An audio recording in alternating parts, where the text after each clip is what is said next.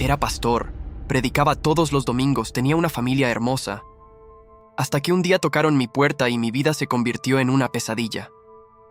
Me acusaron de algo que jamás hice, y todo el mundo me creyó culpable. Hermanos, imaginen por un momento que están predicando la palabra de Dios un domingo por la mañana, con el corazón lleno de fe, cuando de repente tocan a la puerta de su casa y encuentran a 2 policías con una orden de arresto. Imaginen que les dicen que están acusados de algo tan terrible, tan impensable, que ni siquiera pueden pronunciar las palabras sin que se les quiebre la voz. Eso me pasó a mí. Un día era pastor, predicando el amor de Cristo, consolando a los afligidos, orando por los enfermos.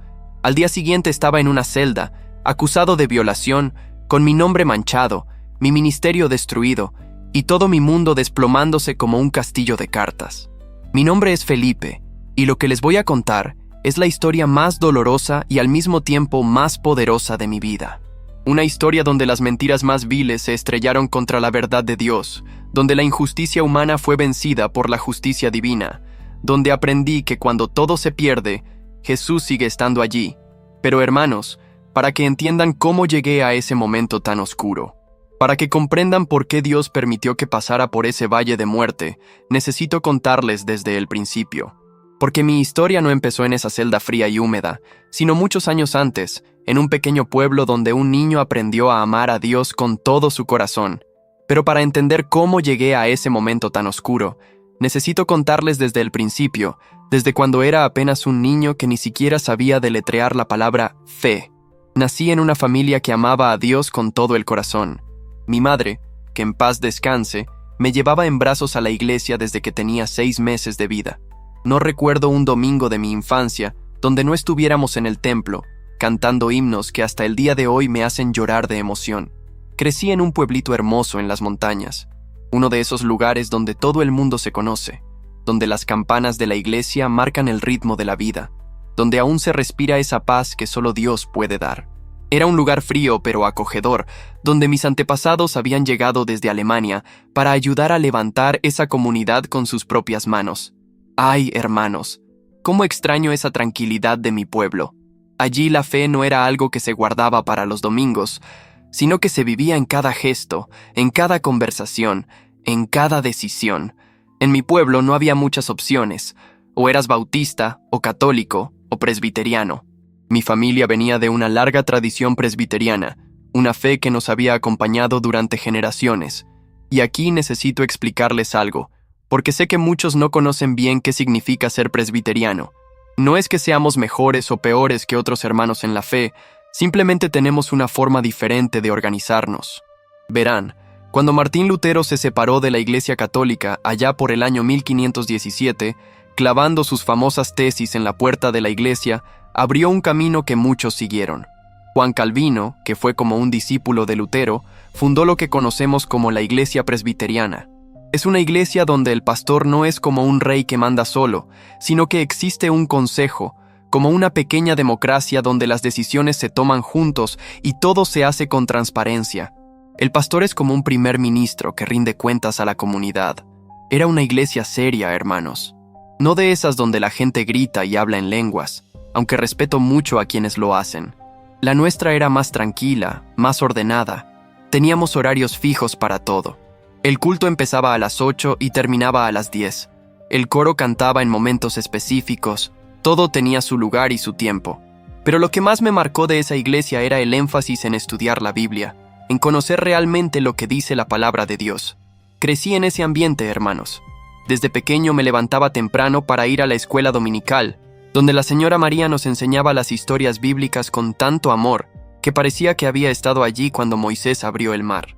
Después del culto matutino, nos quedábamos para el almuerzo comunitario, donde las hermanas traían sus mejores platos y todos compartíamos como una gran familia. Por las tardes había culto de jóvenes y por las noches el culto de oración. Mi vida giraba completamente alrededor de esa iglesia, y yo no conocía otra cosa ni la quería conocer. Era feliz allí, en ese pequeño mundo donde todos nos cuidábamos unos a otros. Desde muy joven sentí un llamado especial en mi corazón. No sabía bien qué era, pero había algo que me jalaba hacia el servicio a Dios. Al principio pensé que sería veterinario, porque siempre amé a los animales. Hasta el día de hoy mi apartamento está lleno de plantas, y si alguien se atreve a pisar una de mis matas, lo regaño como si fuera mi propio hijo. Pero Dios tenía otros planes para mí. Poco a poco fui involucrándome en todas las actividades de la iglesia. Empecé barriendo el templo, limpiando los bancos, organizando los himnarios. Después me dejaron tocar el triángulo en el coro, luego el piano, hasta que me convertí en el director musical. Cantaba los solos en las ocasiones especiales, dirigía a los jóvenes, predicaba cuando el pastor se ausentaba. Era como si cada actividad me preparara para la siguiente, como si Dios me fuera moldeando poquito a poco para algo más grande. Recuerdo que cuando cumplí 16 años, algo extraordinario pasó. La congregación me eligió para ser diácono, el más joven en toda la historia de nuestra denominación en el mundo. Imagínense, un jovencito de apenas 16 años siendo elegido para una responsabilidad tan grande. Pero déjenme explicarles qué significa ser diácono, porque muchos no lo saben. El diácono es como el corazón social de la iglesia. Somos nosotros los que cuidamos de los necesitados, los que visitamos a las viudas, los que nos aseguramos de que los huérfanos no pasen hambre. La Biblia es muy clara cuando dice que la religión pura consiste en cuidar de los huérfanos y las viudas en sus tribulaciones. También manejábamos toda la parte administrativa, llevábamos las cuentas de la iglesia, nos asegurábamos de que cada peso se gastara correctamente, organizábamos los presupuestos. Era una responsabilidad enorme para alguien de mi edad, pero me la tomé muy en serio. Nuestra iglesia no solo cuidaba de sus propios miembros. Teníamos un centro de rehabilitación para personas con problemas de drogas y alcohol que funcionaba completamente con los recursos de la iglesia. También ayudábamos a mantener la escuela pública del pueblo, pintando las aulas cuando hacía falta, comprando materiales cuando el gobierno no tenía presupuesto. Éramos una iglesia muy involucrada en la comunidad, hermanos. No de esas que se quedan encerradas entre cuatro paredes criticando al mundo. Nosotros salíamos, nos ensuciábamos las manos, ayudábamos donde hacía falta, porque así nos enseñó Jesús, que la fe sin obras es una fe muerta. Como diácono, yo tenía que hacer todas esas visitas. Recuerdo que cada sábado por la mañana tomaba mi bicicleta y recorría las casas de los hermanos más necesitados. Llevaba una canasta con comida, remedios cuando los conseguía, y sobre todo, llevaba una oreja dispuesta a escuchar y un corazón dispuesto a consolar. Había una hermana, doña Carmen, que vivía sola en una casita al final del pueblo. Su esposo había muerto años atrás y sus hijos se habían ido a la capital buscando mejores oportunidades. Yo la visitaba cada semana y ella siempre me tenía preparado un cafecito y unas galletas que hacía con sus propias manos. Esas visitas me enseñaron más sobre Dios que todos los sermones que había escuchado.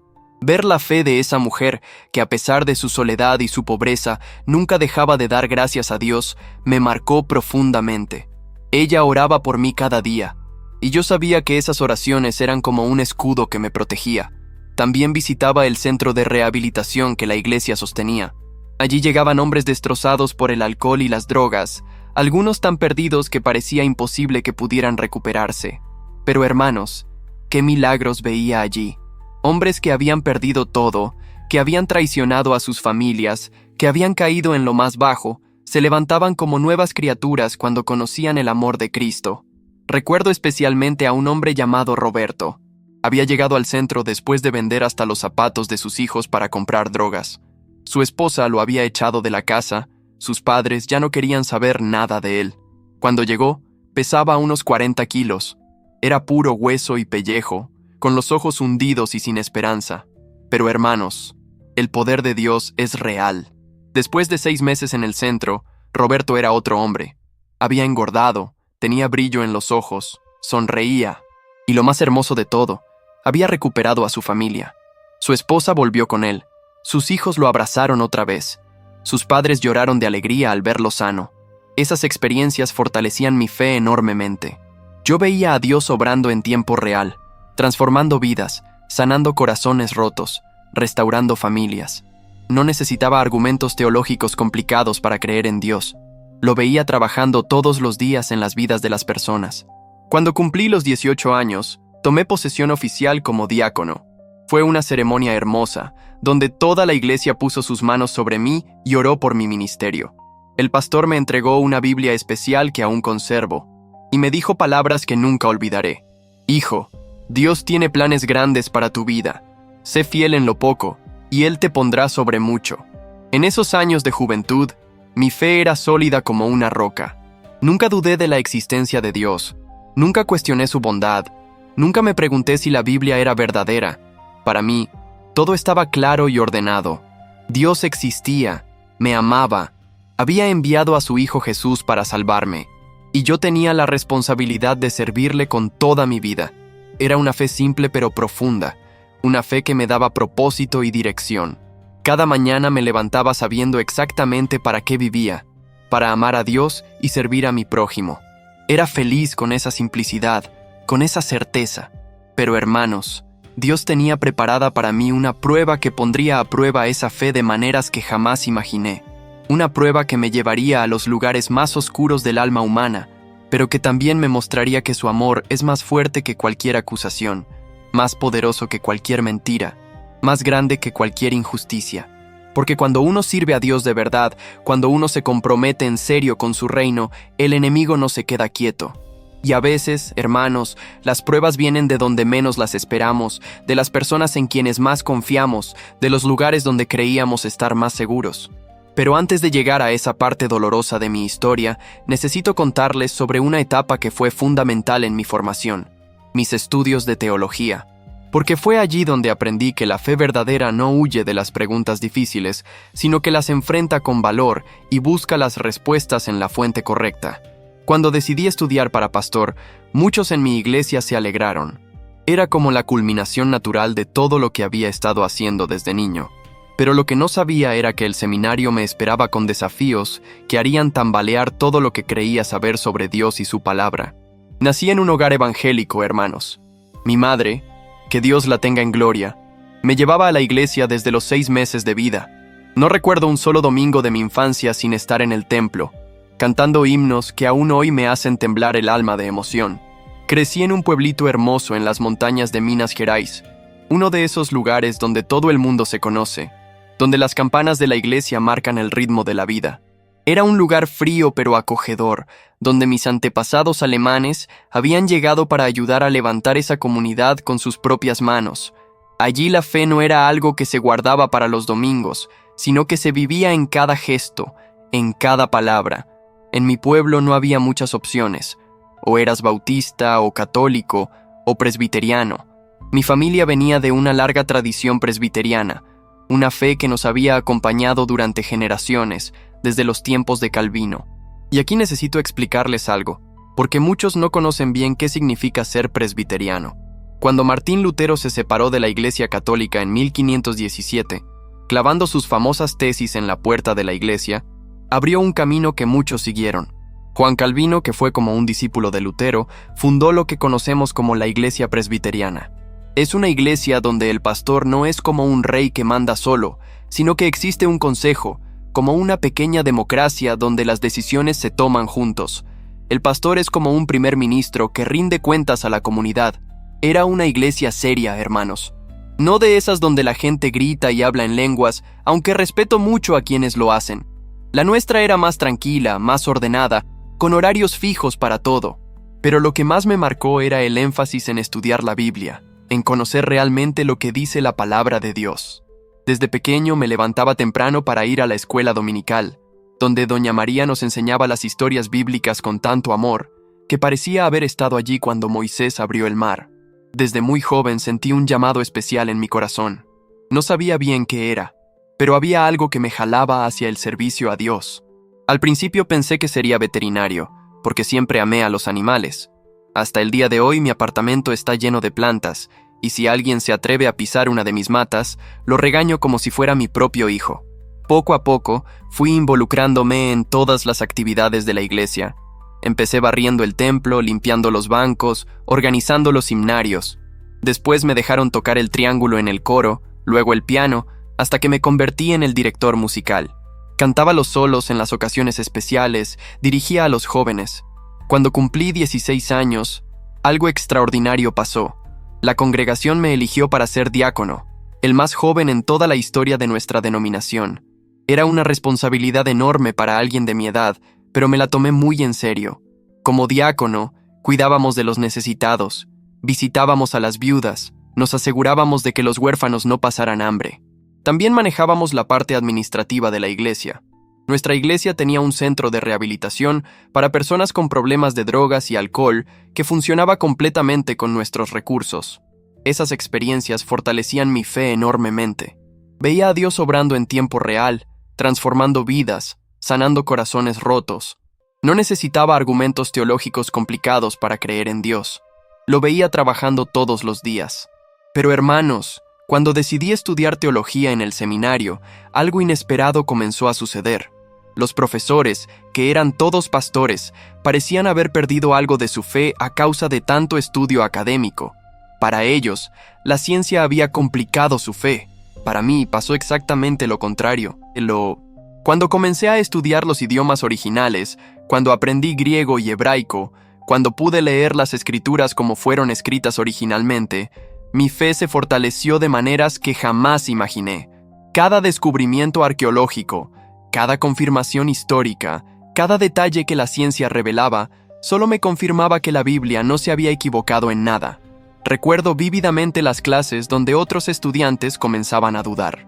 Veían las diferencias entre los evangelios y pensaban que la Biblia se contradecía, pero yo entendía que eran simplemente perspectivas diferentes del mismo evento, como cuando dos personas cuentan la misma historia desde ángulos distintos.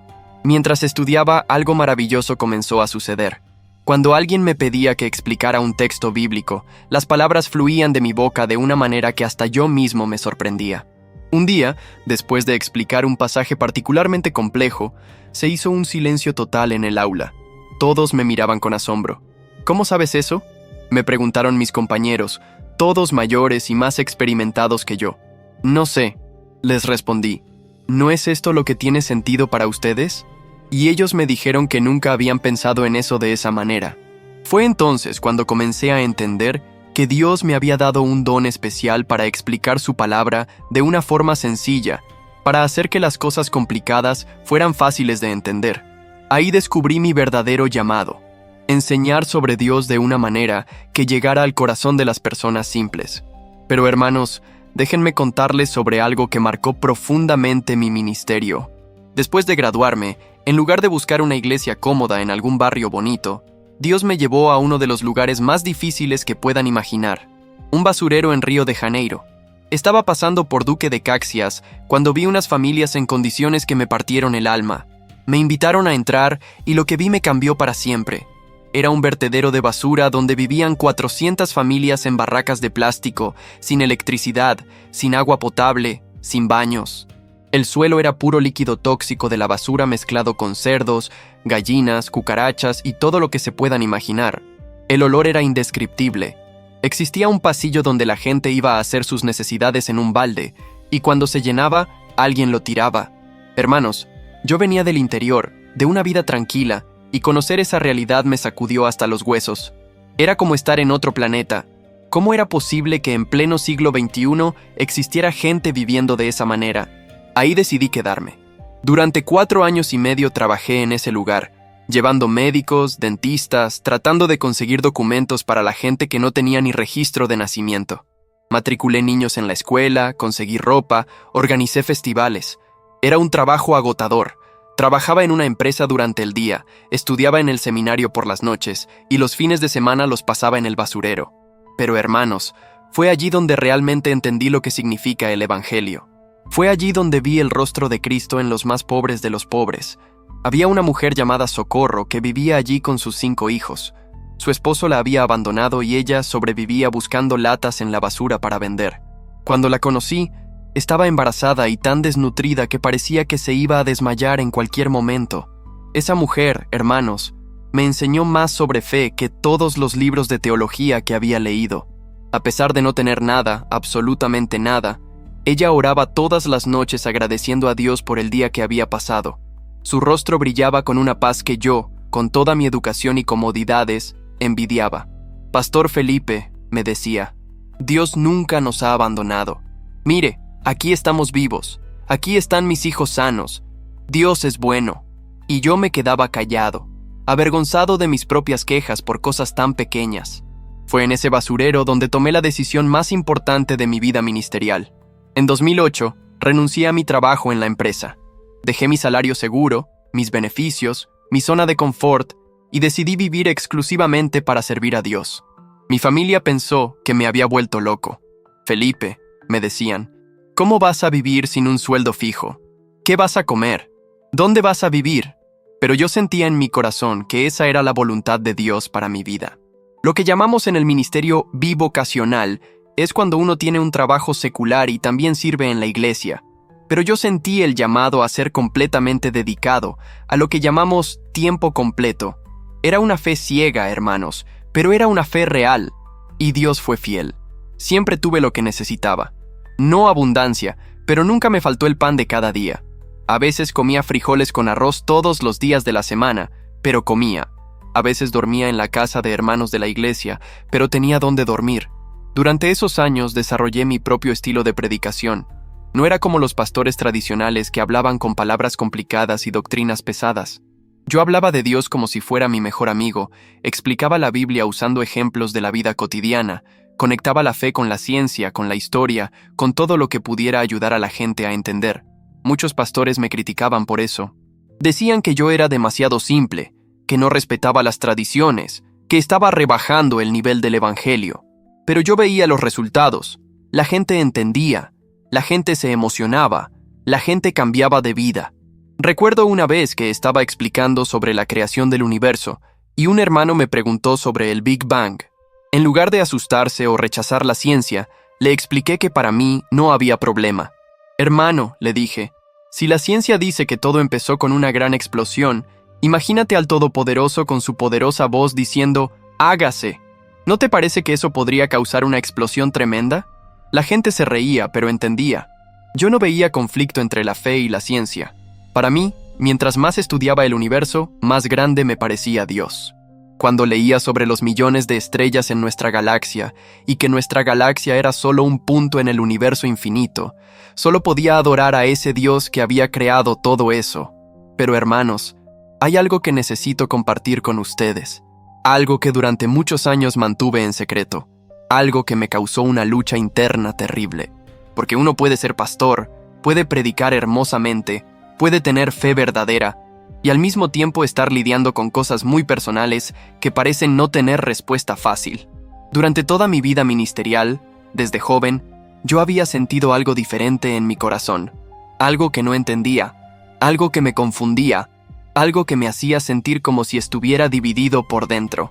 Era como tener dos personas dentro de mí, el pastor que predicaba con autoridad y el hombre que luchaba con preguntas que no se atrevía ni a formular. Por años traté de ignorar esos sentimientos. Me concentraba en el ministerio, en ayudar a otros, en estudiar más, en orar más. Pensaba que si servía a Dios con suficiente dedicación, esas dudas internas se resolverían solas, pero no se resolvían, hermanos. Al contrario, se hacían más fuertes. Llegó un momento en mi vida cuando ya no pude seguir fingiendo, cuando ya no pude seguir actuando como si todo estuviera bien por dentro. Y fue entonces cuando mi mundo comenzó a desmoronarse de maneras que jamás imaginé. Porque, hermanos, una cosa es luchar con dudas internas en privado, y otra muy diferente es cuando esas luchas se hacen públicas. Cuando la gente que te admiraba, que te respetaba, que creía en ti, de repente te ve como algo diferente, como alguien que los ha traicionado. El día que decidí ser honesto sobre lo que realmente pasaba en mi corazón, el día que dejé de fingir, ese día comenzó la prueba más terrible de mi vida. Una prueba que me llevaría desde los púlpitos más respetados hasta una celda fría, acusado de cosas que jamás hice. Pero antes de llegar a esa parte dolorosa de mi historia, necesito que entiendan algo muy importante. Dios nunca dejó de amarme, ni en mis dudas, ni en mis luchas, ni en mis momentos de mayor confusión. Su amor siguió siendo real, siguió siendo poderoso, siguió siendo mi única esperanza. Porque, hermanos, cuando uno sirve a Dios de verdad, el enemigo no se queda quieto. Y a veces las batallas más difíciles no son contra las tentaciones obvias, sino contra las acusaciones, contra las mentiras, contra las injusticias que parecen venir de todas partes. Había llegado el momento más difícil de mi vida, cuando todo lo que había construido durante años se vendría abajo en cuestión de días, cuando mi nombre sería manchado con acusaciones terribles, cuando mi ministerio sería destruido, cuando hasta los hermanos más cercanos me darían la espalda. Pero también había llegado el momento cuando conocería el poder de Dios de una manera que jamás había experimentado, cuando aprendería que su justicia es más fuerte que cualquier mentira, que su verdad siempre sale a la luz, que su amor nunca nos abandona, ni siquiera en los momentos más oscuros de nuestra vida. La tormenta estaba por comenzar, hermanos. Una tormenta que me haría cuestionar todo, que me llevaría al límite de mis fuerzas, que me enseñaría que cuando todo se pierde, Jesús sigue estando ahí, esperando con los brazos abiertos para levantarnos otra vez. Hermanos, hay momentos en la vida cuando uno piensa que tiene todo resuelto, cuando parece que Dios ha bendecido cada área de nuestra existencia. Yo vivía uno de esos momentos. Tenía un ministerio próspero, era respetado en todas partes, había encontrado el amor de mi vida, y juntos habíamos construido algo hermoso. Conocí a Carmen en 2012. Ella también era pastora, una mujer dedicada a Dios, misionera, con un corazón para servir. Nos conocimos a través de amigos en común, y desde el primer momento supe que había algo especial en ella. Comenzó a reaccionar a las cosas que yo publicaba en internet, y yo, como cualquier hombre, no pude evitar notar a esa mujer hermosa que parecía entender mi corazón. Como buen minero que soy, cuando decido algo, lo decido de verdad. Le escribí, comenzamos a conversar, y muy pronto nos dimos cuenta de que teníamos mucho en común. Los dos amábamos a Dios, los dos estábamos en el ministerio, los dos soñábamos con hacer grandes cosas para el reino. Ella ya tenía un hijo de una relación anterior, un niño de 2 años que cuando lo conocí casi no hablaba, no jugaba, parecía muy retraído. Pero hermanos, el amor de Dios es poderoso, y poco a poco ese niño comenzó a abrirse conmigo. Jugábamos pelota, andábamos en bicicleta, y yo llegué a amarlo como si fuera mi propio hijo. Después de 1 año de noviazgo, nos casamos. Y hermanos, fue el casamiento del año. No exagero cuando les digo que fue transmitido en 7 idiomas y se convirtió en el casamiento más visto en YouTube durante 2013 y 2014. Mi declaración de amor a Carmen recorrió el mundo. Hasta el día de hoy recibo mensajes de personas de otros países que me escriben en idiomas que tengo que traducir para entender. Para que tengan una idea de la proyección que tuvimos, fuimos a nuestra luna de miel con 30,000 seguidores y regresamos con 1 millón. En 2013, eso era muchísimo. Hoy tengo apenas 250,000 porque perdí todo en el proceso que les voy a contar. Los años que siguieron fueron de bendición tras bendición. Como buen administrador, no solo manejé mi carrera, sino también la de Carmen. Lanzamos libros, discos, DVDs, construimos lo que parecía un pequeño imperio. Y cuando digo que era próspero, hermanos, era realmente próspero. Llegué al punto donde no necesitaba mirar las cuentas del banco para comprar algo. Comprábamos apartamentos para alquilar, edificios para oficinas, invertíamos en la bolsa, teníamos aplicaciones en el exterior. Nunca necesité dinero de la iglesia o del diezmo. Por eso cuando iba a predicar a algún lugar, no cobraba como otros predicadores. No lo necesitaba. Mi fuente de ingresos venía de ser lo que hoy llamaríamos un influenciador del mundo gospel, aunque esa palabra ni siquiera existía en esa época. Compramos una casa gigantesca en el mejor condominio del mejor barrio de Río de Janeiro. Teníamos un edificio comercial, carros de lujo, inversiones muy buenas. Por fuera, éramos la pareja perfecta del evangelio. Exitosos, prósperos, ungidos por Dios. Pero hermanos, déjenme confesarles algo que durante años mantuve en secreto. Por dentro, yo estaba luchando con algo que no entendía, algo que me confundía profundamente. Durante toda mi vida había sentido que había una parte de mí que no encajaba, que era diferente, que no podía explicar ni a mí mismo. Traté de ignorar esos sentimientos durante años. Me concentraba en el ministerio, en ayudar a otros, en construir nuestro éxito. Pensaba que si servía a Dios con suficiente dedicación, si oraba lo suficiente, si ayunaba lo suficiente, esas confusiones internas se resolverían, pero no se resolvían. Al contrario, se hacían más fuertes con el tiempo. En 2016, yo estaba comenzando a hacer terapia porque me di cuenta de que estaba viajando por el mundo, pero no estaba viviendo nada realmente. Mi asistente me decía dónde ir, qué comer, qué ropa ponerme. A veces llegaba a lugares y la gente me decía que me habían visto en tal ciudad o tal país, y yo ni siquiera lo recordaba. Estaba siendo arrastrado por la corriente sin conciencia de lo que estaba pasando. Le dije a Carmen que ese año quería dejar un poco más de tiempo para mí mismo. Contraté un entrenador personal, comencé a hacer ejercicio, busqué médicos para cuidar mi salud. También le dije que quería invertir en algunos proyectos míos, porque hasta entonces había invertido todo en sus proyectos. Fue entonces cuando algo comenzó a cambiar en nuestra relación. 18 días antes de que todo mi mundo se desmoronara, Carmen me propuso cambiar el régimen de bienes de nuestro matrimonio. Mi amor, me dijo, tu familia tiene muchos casos de cáncer. Si te pasa algo en uno de tus viajes, tu familia que nunca está aquí se va a quedar con la mitad de todo, y nosotros quedaremos desamparados. Cambiemos el régimen a separación total de bienes. Pon todo a mi nombre porque somos el niño y yo los que estamos contigo siempre. Algo en mi espíritu no se sintió bien con esa propuesta. No, le dije, no voy a cambiar el régimen de bienes. Mejor hago un testamento y así todos quedamos protegidos. Hermanos, yo no sabía que esa conversación sería una de las últimas conversaciones normales que tendríamos como esposos. Esa semana tenía una agenda muy llena. El fin de semana estuve en el interior de São Paulo, después en Sorocaba el día 10 de junio, después en Campinas el día 11. Viajé toda la noche porque no había vuelo para llegar temprano el día 12 de junio, que era el día de los enamorados, el cumpleaños de Carmen, y un domingo cuando tenía que estar en la iglesia presentando niños y haciendo la Santa Cena. Todo está grabado, hermanos. Ahí estoy sonriendo, aplaudiendo, celebrando su cumpleaños, actuando como cualquier esposo amoroso. No tenía ni la menor idea de lo que se avecinaba. El lunes me pareció que Carmen estaba extraña. Tenía 2 amigas en la casa, y normalmente nosotros no llevábamos amigos sin avisarnos mutuamente. Pero venía de una secuencia de viajes y tenía que ir a la empresa a cuidar otros asuntos, así que no le di mucha importancia. El martes por la noche, después de que ya había despedido a todos los empleados, Carmen se acercó a mí.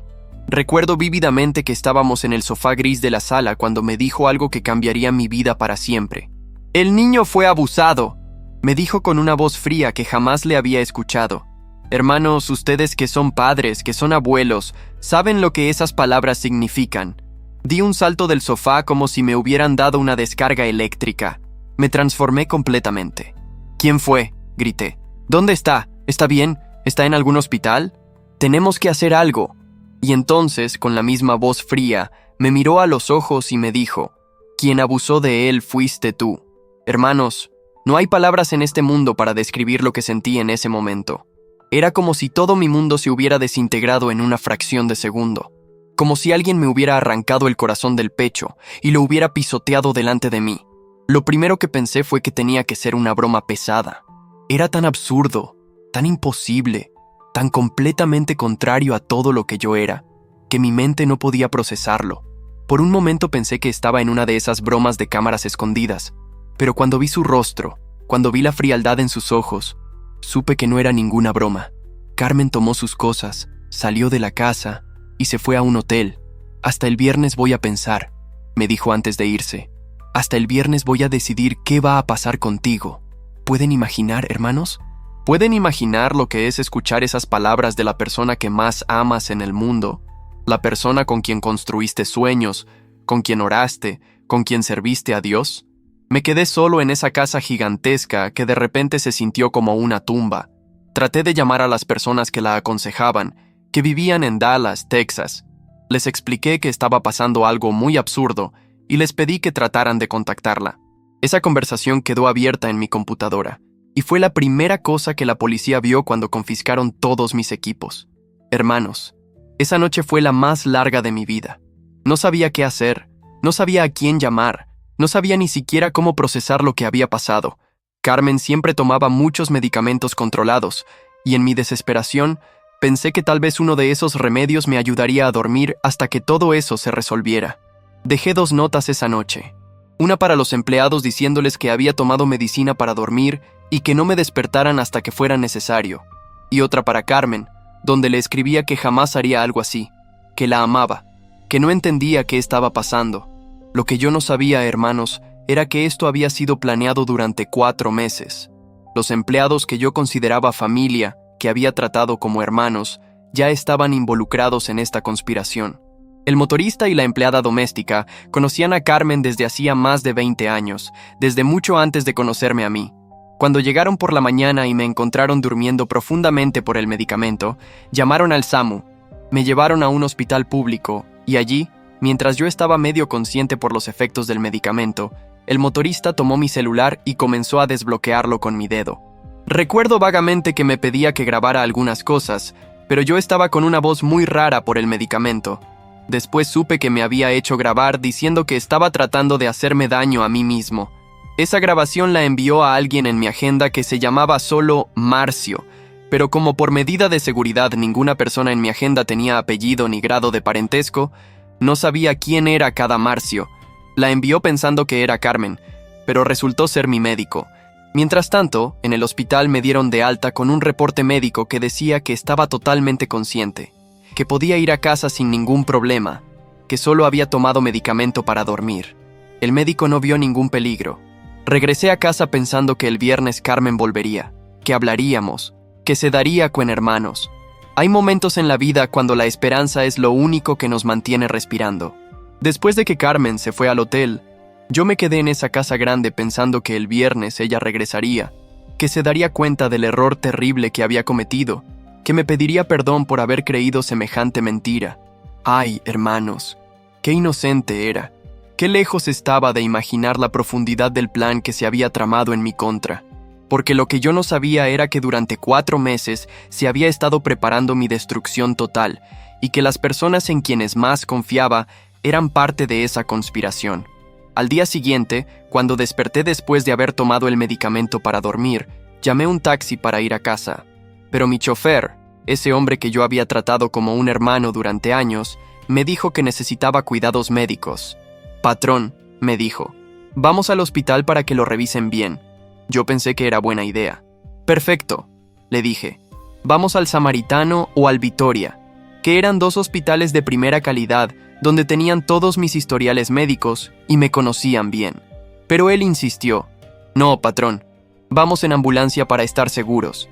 Hermanos, yo confiaba en ese hombre. Jamás sospeché que me podía traicionar. Así que esperamos la ambulancia, me acosté en la camilla y comenzamos el recorrido. Yo conocía perfectamente el camino desde mi casa hasta esos hospitales. Lo había hecho 3 o 4 veces al día durante años. Conocía cada semáforo, cada badén, cada curva. Pero esa ambulancia comenzó a temblar en carreteras de tierra, a demorar mucho más de lo normal. ¿Dónde estamos?, pregunté. Esto no es normal. ¿Hay mucho tráfico? No se preocupe, patrón, estamos tomando un atajo, me respondió. Pero hermanos, en Barra da Tijuca no hay atajos de tierra. Cuando me di cuenta de que algo estaba muy mal, traté de levantarme de la camilla. Fue entonces cuando el enfermero me aplicó una inyección. Desperté al día siguiente amarrado en un hospital psiquiátrico. Si ustedes entran a esa clínica por delante, parece un resort hermoso, lleno de jardines, con instalaciones que parecen de 5 estrellas. Pero atrás, después de los árboles, están las celdas. Y yo estaba amarrado en una cama metálica, completamente desnudo, con apenas un colchoncito pequeño que sostenía mi cabeza. Cuando desperté, lo primero que pensé fue, me secuestraron. Estoy secuestrado. Comencé a gritar. ¡Socorro! ¡Alguien que me ayude! ¡Llamen a mi secretaria! ¡Llamen a mi familia! ¡Yo soy pastor! ¡Busquen mi nombre en Google! Pero la respuesta que recibí fue, usted es una persona muy peligrosa. ¿Peligrosa?, grité. Busquen mi nombre en Google. Vean mi video de casamiento. Vean los libros que he publicado. Llamen a mi oficina. Cada vez que me alteraba, me daban una inyección que me dejaba sedado. Hermanos, lo que pasó después fue lo más terrible que un ser humano puede experimentar. Comenzaron a aplicarme algo que se llama gaslighting, una técnica de tortura psicológica inventada por los nazis para hacer lavado de cerebro, para borrar la memoria de una persona e implantar una nueva. Me pusieron en una celda pequeñísima con otros internos que estaban completamente perturbados mentalmente. Personas que gritaban las 24 horas, que tenían problemas de control, que manchaban las paredes. Era un ambiente infernal. Encendían una televisión vieja al volumen máximo, que se oía chirriar constantemente. Y había siempre una persona a mi lado, despierto o dormido, repitiéndome día y noche. Tú no eres Felipe. Nosotros te encontramos en la calle. Eres un mendigo. Te trajimos aquí para salvarte porque eres un peligro para ti mismo. Hermanos, imaginen estar desnudos, con frío, bajo el efecto de drogas pesadas, escuchando ruido ensordecedor las 24 horas. mientras alguien trata de convencerte de que no eres quien sabes que eres. Para mantener mi cordura, comencé a recitar textos bíblicos que tenía memorizados. Esa era mi línea de vida, lo que me conectaba con la realidad. Por dentro me decía, si soy un mendigo, ¿cómo es que sé tantos versículos? ¿Cómo es que conozco tantas cosas? Esto no tiene sentido. La palabra de Dios fue mi salvación en esos momentos más oscuros, hermanos. Cuando todo alrededor mío era confusión y mentira, los versículos que había aprendido desde niño eran como anclas que me mantenían conectado con la verdad. Durante 8 días estuve en ese infierno. Para el 7º día, ya estaba desatado, tomando medicamentos tranquilamente, haciendo manualidades como si fuera un paciente normal. Pero por dentro, hermanos, seguía luchando contra esa programación diabólica que trataban de meter en mi mente. Al 8º día apareció mi madre. Mientras yo sufría en silencio, mi familia estaba desesperada buscándome. Yo había desaparecido completamente. No había llegado a mi oficina. No respondía mensajes. No contestaba llamadas. Mi secretaria llegó al punto de decirle a mi madre que tal vez Carmen me había matado y había escondido el cuerpo. Mi madre, que vive en el interior de Minas Gerais, en una finca de café en el campo, tomó un carro con mi hermano con apenas la ropa que tenía puesta y una botella de café. Porque ya saben cómo son los mineros. En cualquier crisis, lo primero es hacer café. Con ayuda de amigos y empleados, formaron como una comisión de búsqueda. Recorrieron todos los hospitales, fueron al Instituto Médico Legal, llamaron a la policía. Nadie sabía dónde estaba. Hasta que a las 5 de la mañana del 8º día, mi madre apareció en la puerta de esa clínica psiquiátrica. «Vengo a buscar a mi hijo Felipe», le dijo al personal. «No puede llevárselo», le respondieron. Fue su esposa quien lo internó. «Yo soy su madre», insistió. «Aquí está su hermano. Vamos a llevarlo». «No, señora. Si insiste, llamamos a la policía». Fue entonces cuando el psiquiátrico llamó a Carmen. «La madre de él está aquí. La policía está preguntando. Tenemos que liberarlo». Carmen llegó con un abogado, con un pastor y con un documento para que yo firmara. Por primera vez en 8 días apareció un médico. «Vamos a tener una consulta», me dijo. Pensé, «Por fin, alguien me va a escuchar». Me llevó caminando por la clínica y pude ver qué lugar tan hermoso era por fuera. Chalets preciosos, canchas deportivas, jardines, todo para disimular el horror que había en las celdas de atrás. Cuando entré al consultorio, no había ningún médico. Estaban Carmen, el abogado, un pastor y la persona que me había estado torturando durante esos días. «¡Soy Felipe!», grité al ver a Carmen. «Soy tu esposo. No estoy loco. Gloria a Dios que me encontraron». En ese momento tuve esperanza. Pensé que ella había venido a rescatarme, que se había dado cuenta del error. Pero cuando me acerqué a ella, el abogado me empujó.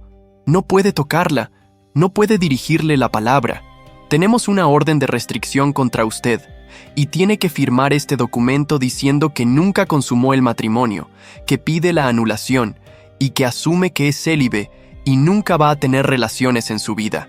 Hermanos, ¿pueden imaginar? Querían que dijera que durante 3 años de matrimonio nunca habíamos tenido intimidad. Era parte del plan para respaldar sus mentiras. «No voy a firmar», les dije. «No estoy pensando en los bienes. No voy a firmar porque amo a esta mujer. Lo que sea que haya pasado, lo vamos a arreglar. Buscaremos terapia, buscaremos ayuda. Yo amo a mi esposa».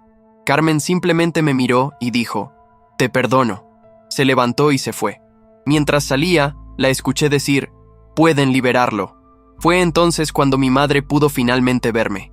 Cuando la vi, comencé a gritar como un niño de 5 años. «¡Mami! ¡Mami!». Soy muy apegado a ella. Mi madre se desplomó. Ella nunca llora, nunca habla de emociones, pero ese día se derrumbó completamente. «Vámonos de aquí», me dijo. Pero hermanos, cuando salí de ese lugar, me di cuenta de que no tenía absolutamente nada. Tenía una orden de restricción que me prohibía ir a todos los lugares donde normalmente iba. Mi casa, mi oficina, cualquier lugar que tuviera en común con Carmen. No tenía documentos, no tenía dinero, no tenía joyas, no tenía nada. Había salido del psiquiátrico con la misma ropa que llevaba 8 días atrás. Una secretaria que había ayudado a localizar a mi madre me prestó un apartamento pequeño de 1 cuarto y una sala para que tuviera dónde quedarme. Fue entonces cuando descubrí que había una orden de prisión contra mí. El abogado que había representado a Carmen me dijo, «Estoy seguro de que usted es inocente, pero no puedo defenderlo porque también soy abogado de ella, y el Consejo de Ética me lo prohíbe. Pero voy a recomendarle a un amigo. No tengo dinero, le dije. Págale cuando puedas, me respondió. Ese abogado me dijo, vamos a entregarnos voluntariamente a la policía. Hermanos, mi caso fue uno de los pocos en Río de Janeiro donde no hubo investigación. Una persona llegó a la comisaría, dijo que su hijo había sido abusado y la delegada escribió una página para el juez diciendo que yo era de altísima peligrosidad y que necesitaba ser arrestado inmediatamente. No hubo testimonios, no hubo exámenes médicos, no hubo testigos, no hubo filmaciones. Nunca había pasado por una comisaría, nunca había tenido procesos. Era ciudadano de primera vez, tenía residencia fija, tenía pasaporte. Era una persona pública con agenda estampada en mi sitio web. Cuando llegué voluntariamente a la comisaría para ver qué estaba pasando, me esposaron de manos y pies. ¿Qué está pasando?, pregunté. Vine por mi cuenta propia. Usted es de altísima peligrosidad, me dijeron, quitándome los lentes y los cordones de los zapatos. Hermanos, yo me sentía como el personaje más débil del mundo. ¿Cómo iba a matar a toda una comisaría con unos lentes rotos que apenas tenían una varilla? Cuando me dieron comida, no me dieron cubiertos. Tuve que comer con las manos como un animal. Mi abogado trató de conseguir un habeas corpus, pero no le dio tiempo. Fui llevado a Bangu, que es el presidio de seguridad máxima donde están todos los líderes del crimen organizado de Río de Janeiro. Me llevaron en un camión de presos, desfilando por Río de Janeiro con sirenes encendidas, como si fuera el criminal más peligroso del mundo. Yo tengo problemas con ruidos fuertes desde la tortura psicológica, así que ese viaje fue otro tormento. Durante el recorrido, traté de mantener la cordura pensando, mi abogado va a conseguir el habeas corpus. Esto va a funcionar porque es absurdo. ¿Cómo pueden arrestar a alguien solo porque una persona lo acusó, sin pruebas, sin testimonios, sin nada? Pero hermanos, todo había sido planeado cuidadosamente. Después descubrimos conversaciones entre la delegada y Carmen que se filtraron. Todo había sido armado. Cuando llegué a Bangu, me llevaron a un galpón donde reciben a los presos nuevos. Me quitaron toda la ropa, me raparon la cabeza. Hermanos, yo era pelirrojo desde que nací, pero sufrí un shock tan grande que cuando me raparon y el cabello volvió a crecer, había cambiado a este color. El trauma fue tan profundo que hasta mi cabello cambió. La primera pregunta que me hicieron los guardias fue, ¿cuál es el artículo? Yo, con mi ingenuidad, pensé que hablaban de gramática. ¿Artículo definido o indefinido?, pregunté. Me dieron una paliza por esa respuesta. Tienen técnicas de tortura donde te golpean sin dejar marcas visibles, causando hemorragias internas pero sin evidencia externa. Después entendí que me preguntaban por qué artículo del Código Penal estaba siendo acusado. Los otros presos también me preguntaron, ¿Terceiro Comando o Comando Vermelho? Estas son las facciones del crimen organizado. Soy pastor, les respondí. Hermanos, entré a esa prisión completamente quebrado psicológicamente por los 8 días de tortura mental. Por eso cuando finalmente fui arrestado, no ofrecí resistencia. Ya estaba destruido por dentro. Pero hay algo que quiero que entiendan. Incluso en esos momentos más oscuros, cuando todo parecía perdido, cuando parecía que las fuerzas del mal habían triunfado completamente, Dios nunca me abandonó. Los versículos bíblicos que recitaba en esa celda de tortura, las oraciones que susurraba en medio del ruido ensordecedor, la fe que se aferraba a mi corazón aunque todo mi mundo se hubiera desplomado, esa era la evidencia de que Dios seguía conmigo.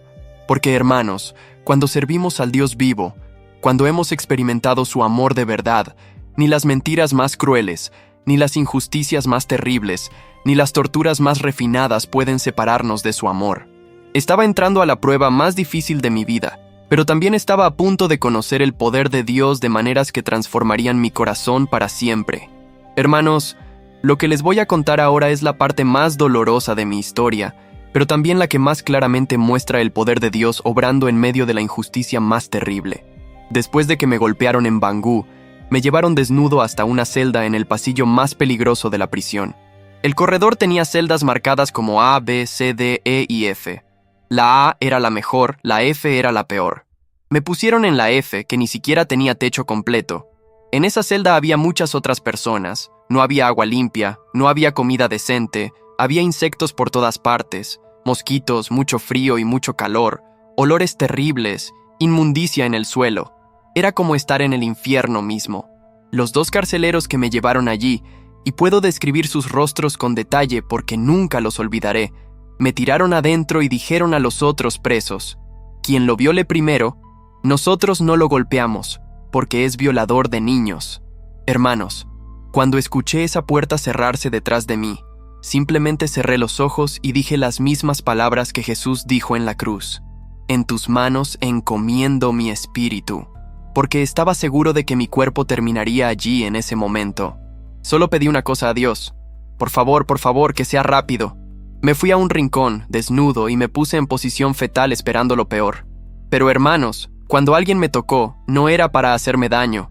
Era un preso que me dio un short, otro me dio una camisa blanca, otro me dio unas sandalias negras que conservo hasta el día de hoy. Pasé 7 días en esa celda, y durante esos 7 días, ninguno de esos hombres levantó la cabeza para mirarme. Cada vez que me hablaban, lo hacían con la cabeza agachada, como si no pudieran verme a los ojos. Allí adentro nadie sabía quién era yo. No sabían que era pastor, no sabían nada de mi historia.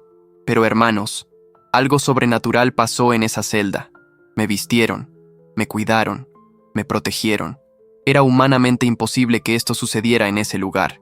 Yo colecciono artículos de personas que han pasado por situaciones similares y que no duraron ni 24 horas en lugares así. Pero a mí me respetaron de una manera que solo puede explicarse por la intervención directa de Dios. Durante esa semana, los carceleros me dejaban comida podrida. Los presos compartían conmigo la suya. No teníamos ni vasos ni tazas para beber, así que cuando nos daban café hirviendo, teníamos que abrir la boca y que nos lo echaran dentro, o tomar con las manos como animales. Fue una semana sin poder tomar café, siendo extremadamente respetado por personas que, en circunstancias normales, me habrían hecho daño. Los presos me decían: come algo, hermano, come algo, porque había una regla allí: no te enfermes. Si te enfermas, te llevan a un lugar peor, una especie de celda de aislamiento sin ventanas, sin luz, sin nada, hasta que te cures o mueras. Mientras yo sufría en silencio en esa celda, sin saber qué pasaba en el mundo exterior, Carmen estaba afuera destruyendo completamente mi reputación. Tenía acceso a todas mis redes sociales y publicó que yo era satanista, homosexual y criminal. Subió fotos mías corriendo en la playa por la noche, donde yo llevaba una capucha para protegerme del frío, y las usó para decir que eran rituales satánicos en los que participaba. Con el apoyo de un senador de la República, que le dio tribuna en el Senado para pedir pena de muerte o prisión perpetua para mí, apareció en todos los medios muy bien maquillada, con equipos de filmación, diciendo que su vida había terminado por culpa de lo que yo había hecho. Mientras yo estaba en el hospital psiquiátrico y luego en la prisión, ella estaba haciendo una novela de toda esta situación, y yo no tenía ni idea, no tenía forma de defenderme. Al 7º día, mi abogado consiguió un habeas corpus. Cuando salí de la prisión, había una multitud esperando para lincharme, reporteros plantados las 24 horas. Mis abogados tuvieron que conseguir seguridad civil para protegerme de la población enfurecida que quería apedrearme. Pero hermanos, aquí viene lo más impactante de toda esta historia. 2 días después de que Carmen me acusó de abusar del niño, el niño pasó por una pericia médica. Y el informe técnico hecho por profesionales del Ministerio Público que se dedican a esto toda su vida concluyó que el niño había mentido a pedido de su madre. ¿Pueden creerlo? 2 días después ya estaba probado que todo había sido mentira. Y aún así, yo fui arrestado, torturado, y me tomó 3 años y medio probar mi inocencia completa. Cuando salí de la prisión, regresé a ese apartamento prestado, pero las personas que me lo habían dado lo necesitaban de vuelta y yo no tenía dinero para nada. Me fui a vivir a un lugar muy sencillo en una comunidad, sostenido por el dinero que algunas personas conseguían juntar para mí, junto con lo poco que tenía mi familia. Mi madre gastó todos sus ahorros durante esos 3 años pagando abogados y gastos. Mientras tanto, Carmen hacía fortuna con esta historia, presentándose como víctima. Lanzó 2 libros sobre cómo había sido trágicamente afectada por un monstruo, libros de autoayuda, de sanación emocional, y multiplicó por 5 su caché para hablar en eventos. Durante 3 años estuve escondido, olvidado, mientras ella se enriquecía con las mentiras que había inventado sobre mí. Y hermanos, déjenme confesarles algo. Durante el primer año, Yo aún creía que ella iba a cambiar de opinión. Seguía pensando que alguien la estaba manipulando, que eventualmente se daría cuenta del error y volvería a mí. Así de ingenuo era, así de dañado estaba por todo lo que había pasado. Fue un amigo de muchos años quien finalmente me abrió los ojos. «Sé que no quieres oír esto», me dijo, «pero ella es mala. Es una persona malvada y esto lo hizo a propósito. Todo el mundo lo sabe, solo que nadie tiene valor para decírtelo». Rechacé esa idea durante meses, pero poco a poco comencé a recordar cosas. Los 18 días antes, cuando pidió cambiar el régimen de bienes, los 4 meses de planeación que después descubrimos, las señales que había ignorado por amor. Pero hermanos, durante esos 3 años desarrollé depresión profunda, trastornos sociales, crisis de pánico. Hasta el día de hoy trato algo que se llama estrés postraumático, que es lo que sufren los soldados cuando regresan de la guerra, donde reviven los momentos traumáticos como si estuvieran pasando por primera vez. Mi mente, que antes era como una computadora que hacía proyectos todo el día, que inventaba cosas, que leía 3 libros simultáneamente, durante ese periodo no conseguía leer una frase completa. Perdía la primera palabra cuando llegaba al final. Me volví mentalmente limitado. Comencé a anotar cosas muy simples en un cuaderno, algunas palabras sueltas para que tuvieran sentido para mí. Poco a poco fui armando una línea de tiempo que se convirtió en el libro que voy a publicar. Tuve que reaprender cómo funcionaba mi cerebro, cómo usar esa máquina. Hoy la utilizo mejor que antes, pueden verlo por la forma como manejo las ideas, pero si escuchan una predicación mía de antes de 2016, verán cómo era. Podía dar cálculos, fechas, todo de memoria, trazaba líneas de pensamiento complejas y las cerraba como un rompecabezas perfecto. Durante esos 3 años tenía muchas medidas cautelares. No podía salir de casa sin comunicar al juez. Tenía que comparecer una vez al mes para demostrar que no había huido. No podía ir a ningún lugar donde ella estuviera presente.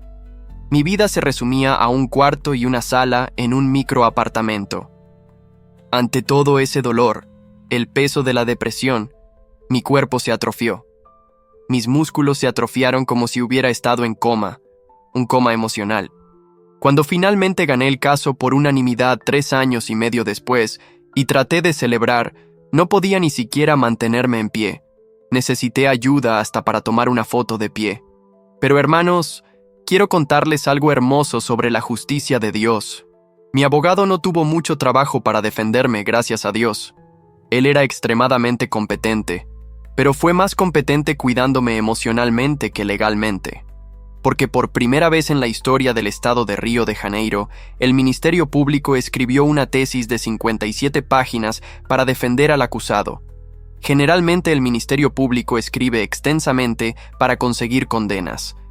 Pero en este caso, 2 mujeres promotoras hicieron un trabajo tan impecable que tomaron cada declaración, cada video, cada detalle, y armaron una cronología de 4 meses mostrando cómo yo había sido víctima de esta conspiración.